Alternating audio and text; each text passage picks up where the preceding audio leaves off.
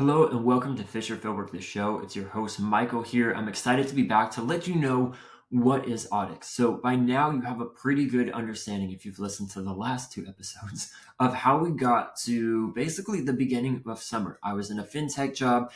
I thought this was what God had for me for my career, to get me to getting married, having kids, and being able to support a family. Wow. Only to learn, no, that was not the case. God instead showed me this is not where you're supposed to be. You can still have these entrepreneurial pursuits, but within this hard time, because it was a very bumpy internship and job, I was brought to this new idea that I created called Audyx. And so I explained up until then, but now I want to share with you, like, what is it actually? So I saw in my position that, there's a lot of talented people that can do amazing things. They know so much about the company and they have so many years of experience. But how do we get that to the top people? The top people think they know everything. They think everything's going well, and yet they're not hitting the revenue marks they need to. They're not hitting the growth. They need to raise this much money in order to get the next round of funding. How do they do that? They think they just need more salespeople. No, do they really need more salespeople? Possibly. But let me tell you, your team knows exactly what you need. So it was kind of coming to this idea of, like, when I started, I was like, I'm the only one who can see this. Like, what is happening? How can all of these adults, professionals, not see this? Only to learn, as I got to know people and talk with more people, oh, they actually do know. These people are really smart and incredibly talented, like amazing. But how do we let the top people know? There was no way. I did. And I don't know if that was the full reason to why they did not want me to stay with them, but it definitely, I think, contributed to just a lot of, like, weirdness in the role of knowing, like, man, when is the opportunity to speak up? And then at the end of it, I didn't want to speak up because I didn't want to get other people in trouble, because I knew I probably was not staying. And they ended up not wanting me to stay. They didn't accept my offer to come in as like a consultant and patch up some of these areas. So I saw directly of, like, man, this is such a tricky area, because the people that know what needs to be fixed don't have the incentive to tell the top people, because there's actually a lot of harm that can come to them of they're not going to get the promotion. They could even lose their job. They could just not be treated well by their coworkers. So this was a problem, but I also saw that these people were the solution to, if the company wants to keep growing. They need to hit so much money in revenue so that they can get their next round of investments coming in. They want to make the investors happy. They have a board of directors. They have all these people that are putting the pressure on the leader, and the leader really wants to do well. I mean, that's the person that I want to work with. These people at the fintech startup, I'm not so sure, because I didn't have the best experience, and it kind of, through living in the company for 10 weeks, showed me that the leaders don't really prioritize their people. But those that do, but are hitting these hiccups and, like, why isn't this not working? This is what Audyx is for and why I created it, because we have the problem from the leader's side of they can't move things forward, or they can't scale fast enough. But then the people underneath them, they know what to do, but how do they let the person up top know? And when I started Audyx, I came at it from a negative standpoint of, like, telling leaders, do you know that basically you suck? Like, you're not doing your job. Like, you're losing this much money. You're, having people go to your competitors. All things I saw while I was in this company. Knowing also it's not just for this company. It's happening out there. Like, businesses between 50 to 250, that is the struggle. And that's who I want to serve with Audyx, because that's when things start sort of falling apart, or things are falling through the cracks to then falling apart to, if things don't get fixed, the company will go under. It will fail, no matter how many people you fire. And that's where it's like, it's not just the people you're hiring. It's maybe, possibly the problem is in the leadership. Yes, that is most cases, is that, being a leader is awesome. It's fun. It's great. It sounds cool. But the reality is you have a lot resting on your shoulders that you're accountable for. And that goes to how you're leading your people and how you're moving the company forward. So I realized, though, coming at things from the negative standpoint was not really appealing when I thought of myself as being a founder and a business owner myself. I'm like, if I came to this website Would I want to read just doom and gloom about how I am failing? And maybe these are insecurities I have as a founder of, you're right, I am losing people and they're going to my competitors. Like, I didn't even think of that. And how much money am I losing because I don't have a good training and onboarding system? So I was like, no, no, no, no. If my customer, as you know, myself, Michael of Audyx, if my customer is a founder, I want to get them excited about working for me or working with me, not for me. No, no, no. I'm not going to hire them. They will hire me to come in and do an audit of their company, is what Audyx is, a company-wide anonymous audit. But I shifted things on the website so that instead of here's the doom and gloom, is here's what you can get from when you know what's happening inside of your business, which a lot of it relates to revenue, because at least the fintech I was in, they were just obsessed with that. That was everything in the startup world, is money, money, money, money, money, money, money. So I think that was a really needed step to make, to knowing that, like, okay, I want to be excited for who I want to work with, just as I want them to be excited to work with me, and really show them that what we can do can actually really help them hit these goals they have of scaling smarter and faster. The smarter thing is what is, for me, like, that's what you get from it, is that we don't have to go through all these weeks and rounds of hiring interns for short term to think like, oh, they could be a salesperson, to then, like myself, I told them, I'm not a good salesperson. Why would you want me? Like, that's not a wise decision. Get rid of me. But I could help in these other areas, but they didn't want that. So, there's a lot that goes into all of it.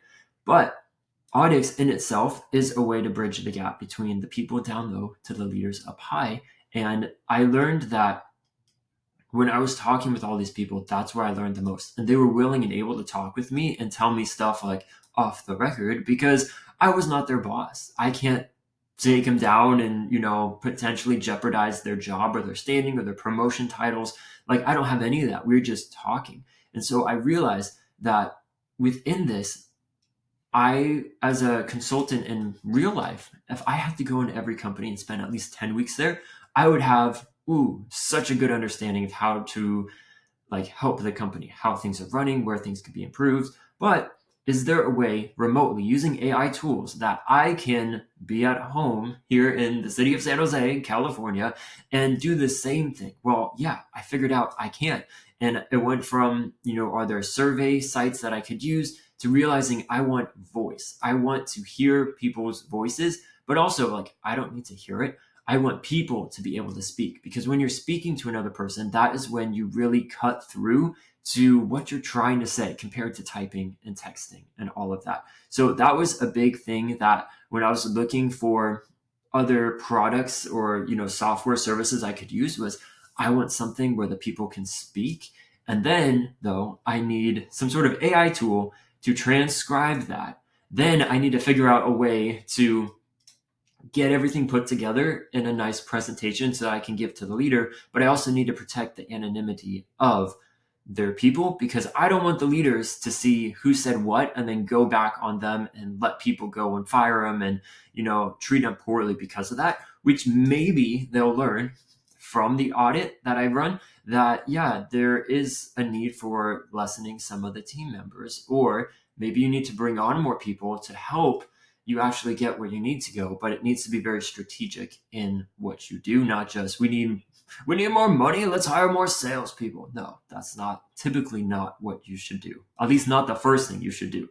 So that was where I found VoiceForm. So they are a company where they do, like, customer surveys, polls, they can do any sort of survey, but the whole thing is you're using your voice. And they found in their own research, which was great for me, like, you actually get better insight, more honest data and truth when people are speaking, compared to your typical, like, typed or written out survey responses. So I got on a call with their founder, got set up with that. I started building things out on the custom GPT side of things. So I made an account and started paying for teams with ChatGPT. And with that, I can have, custom GPTs that'll let me create them, but it will also protect the data, the privacy, the security within that. So that was a big thing when you're looking at this new world of AI, is that as you're using, say, ChatGPT on your own, is it is learning and growing from your conversations.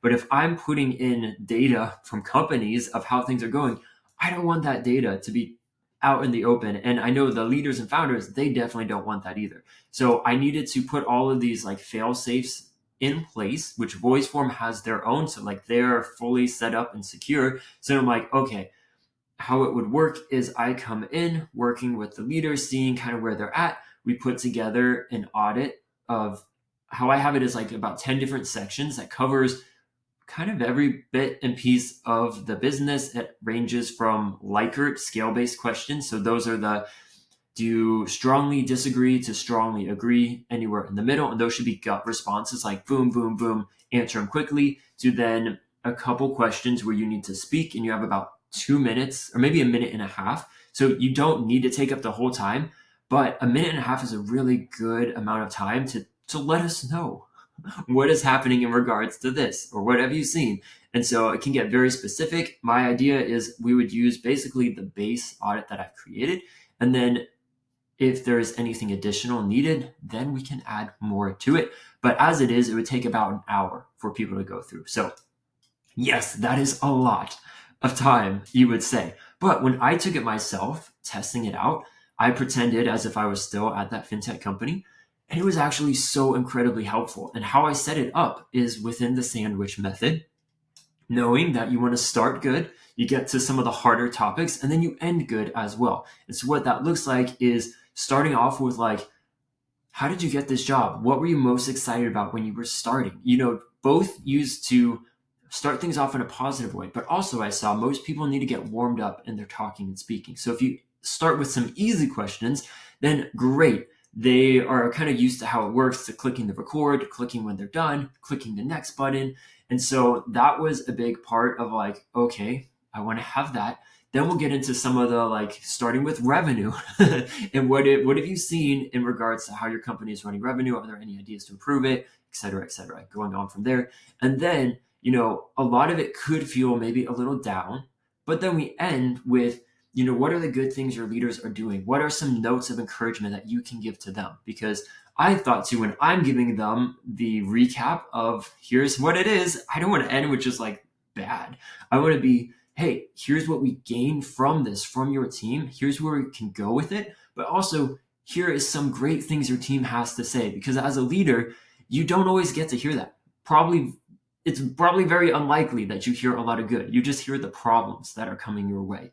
And so that is something in how I built this up, is so that, man, as the speaker, so if you are taking the audit yourself, so you're the employee, you, without even realizing it, kind of are taken through this journey of like, good, and then, ooh, I want to share, like, yes.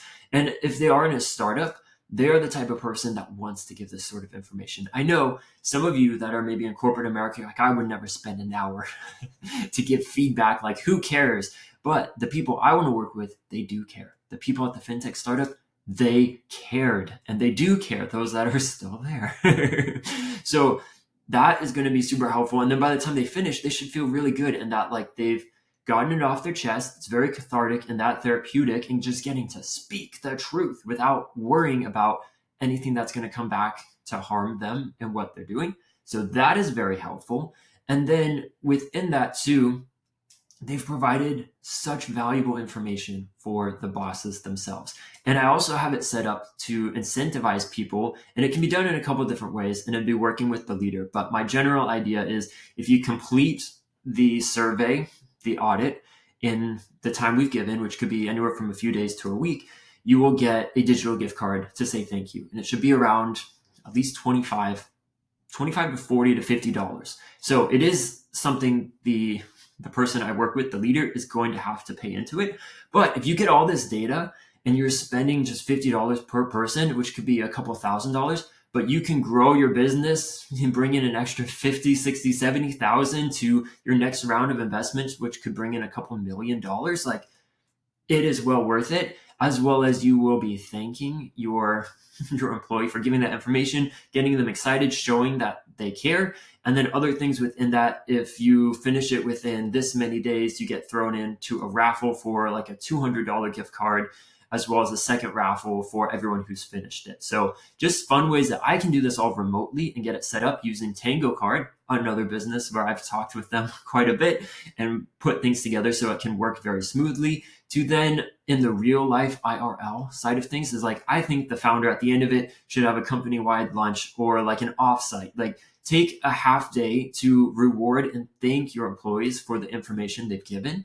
And maybe they don't want to do an offsite, but you can give them an extra day off and a PTO day, which some startups say we have unlimited. Do you really? How about you just give everyone Friday off and they can have a 3-day weekend?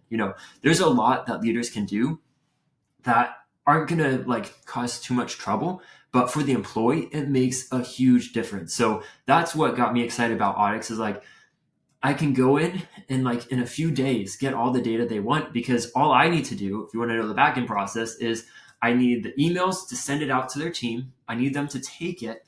And then I just take the documents from VoiceForm, put them in through, I think 4 to 5 different custom GPTs that are dividing it all up how I need it to, in the graphs, the visuals, to, QA. So making sure it double checks everything it does.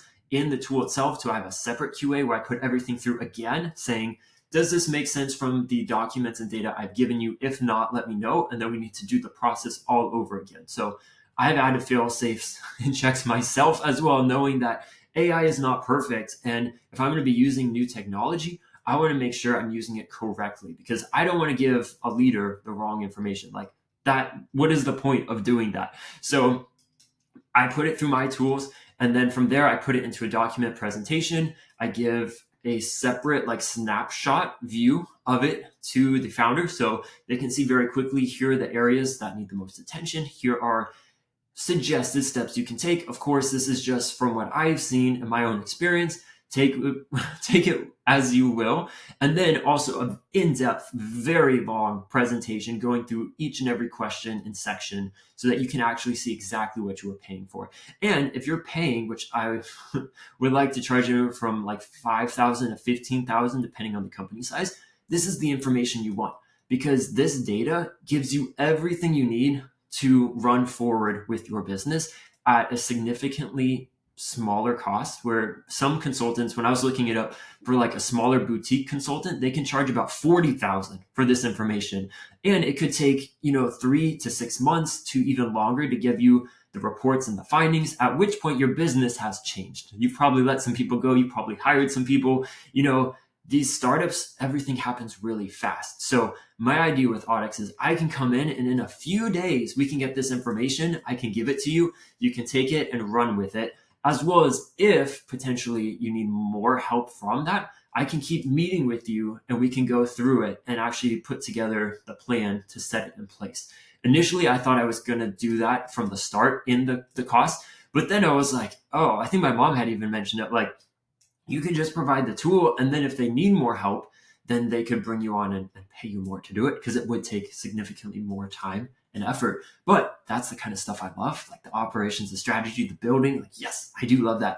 But if I want to scale and grow the business myself, is I have to be very careful of my time, as well as my mom had mentioned, like some founders, if they know what's wrong, they know how to fix it. They have people on their team that can do it, like a chief of staff. And I put that in, like, your head of human resources, your chief of staff, your operations, COO. These will be the great people that if you give this to them, it's candy. They don't have to do the information. They don't have to go around asking people questions they know they're not going to get the answers to. Like, it's amazing. So for those people, like, yeah, just pay the cost of me coming in and doing this. I will protect the anonymity so your people truly can speak. As the leader, you will not ever see who said what.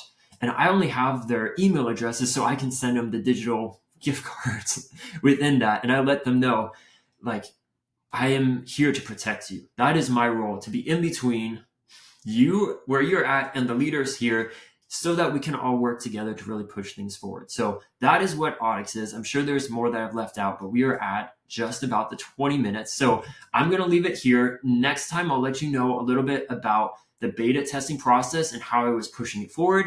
to then we'll skip ahead to let you know my current job, where I'm at, and what things look like. So hopefully this was helpful and just interesting to see what it is like to be building a business. Something I've realized, you guys, I just love to build. So last fall during this time, I was building an app for the first time.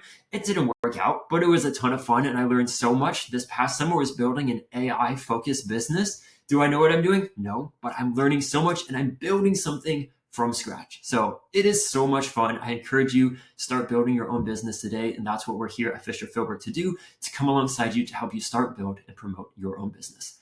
Until next time, have a great day.